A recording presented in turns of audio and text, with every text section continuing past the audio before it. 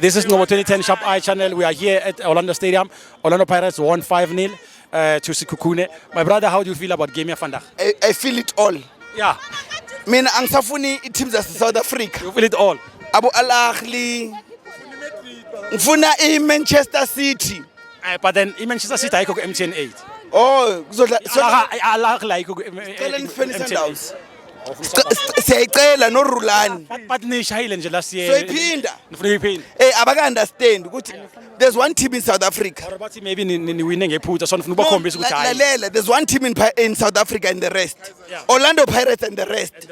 Laba abanye bayoshawa eCape Town kusasa. Sikhulumi ngabo. Bafile labaya. Baxolele nabo. Abantwana baka Omo. Abantwana beNsipho bafile abantwana beOmo. Thina. Yeah, akungitshene ke ngiyakuzwa. Wena ngathi manje excited kakhulu. I'm passionate. Tell me ne ubani umdlali odlale kamnandi kunabo bonke namhlanje? Lalela. Ngokwakho. Lalela. The whole team. From Uchayine. Man of the match must be one. Ngizoyibuild ngizofika lapho. From Uchayine distribution yakhe. Yeah.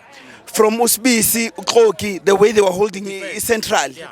The way Umako was committed. Umunyani goal is 5 iphuma kude. Exactly, yeah. The way uNdlondle beka controller I center. The way uNtokanju umfukeng 19-year-old teenager, young one. Yeah. Mfana Seval. The way uSaleng finished it off. Le pass bamphela clinical. Umasonganye fitted in like a glove. So for me now, besides Gutulpa Rukore 3, for me, the one who shined the most, for me, Bogus Beast. Uvalile move. The best move. Makamis. You close the back. You shut the back door. Bayavula phambili. Pirates yashaya. Wasebenzisa amathuba. And sibayekile.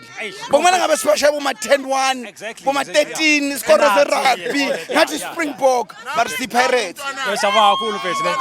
Sharp, congratulations. Nangu umntanami. Oh umntanakhe. Umntana ka-Alosta. Bekafave Chiefs, mbuzo sekafave. Umshintshile. Yabona? Awu bakanya olayi. Dank bafethu, ubekrene. Siyabonga ngqo.